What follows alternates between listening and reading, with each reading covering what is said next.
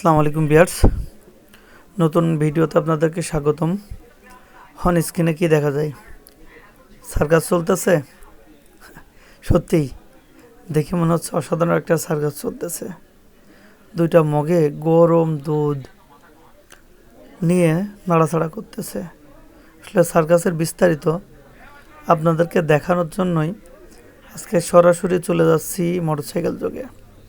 হ্যাঁ, আজকে এই সার্কাসের মূল্য কত, কোথায় পাওয়া যায়, কখন কখন পাওয়া যায়, লোকেশন কি, ইত্যাদি সমস্ত বিস্তারিত বিষয় আপনাদেরকে জানিয়ে দেব। তো বাইক নিয়ে ছুটে চলা জীবনের কিছু অংশে ছুটেই চলেছি। আজকে ইচ্ছা এক কাপ চা খাওয়ার। ইতিমধ্যে চা খেতে আমি অনেক দূর দূরান্তে অনেক লোককে যেতে দেখেছি, তার মধ্যে লিঙ্কন অন্যতম। আজকেও আমারও ইচ্ছা হলো একটু চা খাই। তো বলতে বলতে সেই আকাঙ্ক্ষিত কাঙ্ক্ষিত চায়ের দোকানটিতে চলে আসলাম। এটা সাইফুল ভাইয়ের চায়ের দোকান।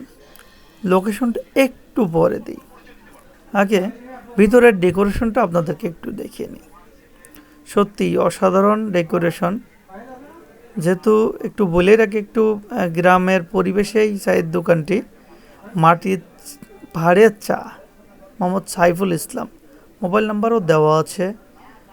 তো সরাসরি সেই সাইফুল ভাইয়ের চা বানানোর স্থানটিতে অলরেডি আমার ক্যামেরা, দেখতেই পারছেন। যেন তেমন কেটলিতে নয়, স্বয়ং সসপ্যানেই দুধ ফুটানো হচ্ছে। দুধের কালার দেখে তো খুবই ভালো লাগলো এবং খোশ গল্পে মেতে গেলাম সাইফুল ভাইয়ের সাথে। এই সেই সাইফুল ভাই, যার চায়ের সুনাম অনেক জায়গায় আছে। তার এই চায়ের সুনামের জন্যই আমি তার চা খেতে গেছি। এর আগে অবশ্য তার দোকানে আমি একবার গিয়েছি, আর তার দোকানটার স্থান পরিবর্তন হবে খুব দ্রুতই, সে আমাকে জানাইলো। তার সাথে দীর্ঘক্ষণে কথাই জানতে পারলাম প্রতিদিন সকাল 9টা থেকে রাত 10টা পর্যন্ত তার এই চায়ের দোকান এখানে খোলা থাকে। এখানে কত প্রকার চা পাওয়া যায় এবং কী মূল্য, এই বিষয়তে বলতেই তিনি সরাসরি বললেন, আমার এখানে একটি বোর্ড করা আছে এবং তাতে নির্ধারিত মূল্য দেওয়া আছে। আমার সাথে কথা বলতে বলতেই সে চা বানাতে শুরু করলো। তার পর্যাপ্ত পরিমাণ কাস্টমার ভিতরে ওয়েট করতেছে চা খাওয়ার জন্য। দেখছেন যে মাটির পাত্রে ভাড়ে যে চা, তার স্থান পরিবর্তন। আর এই যে মূল্যর কথা বললাম, মূল্য আজকে আমরা মালাই চা খাবো, সাথে একটি পুরো রুটিও খাওয়ার ইচ্ছা প্রকাশ করলাম। তাই তো রেস্টুরেন্টের মতো অর্ডার দিয়ে বসে থাকলাম এবং তার চা তৈরি যে কারিকুলাম সেটা দেখতে থাকলাম। খোশ গল্পে মারতে মারতে আসলে লোকটা খুব রুচিশীল বলতেই হবে। তাই তো সে পাশাপাশি পাখিও পুষতেছে।